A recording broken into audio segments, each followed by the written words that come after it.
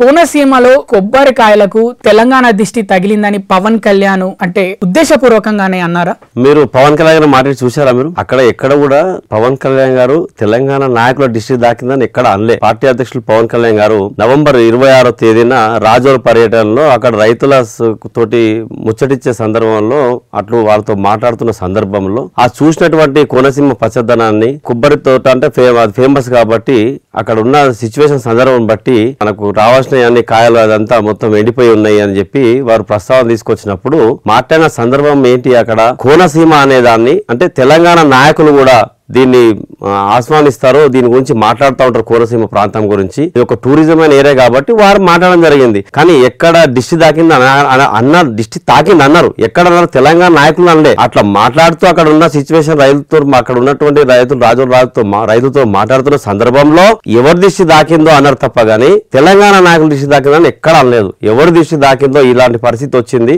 అంటే ఎందుకన్నారంటే గతంలో అక్కడ వైఎస్ఆర్సీపీ పార్టీ జగన్మోహన్ రెడ్డి పరిపాలన చేస్తుంది కాబట్టి వారు సరిగా పట్టించుకోవడం వల్ల జరిగింది.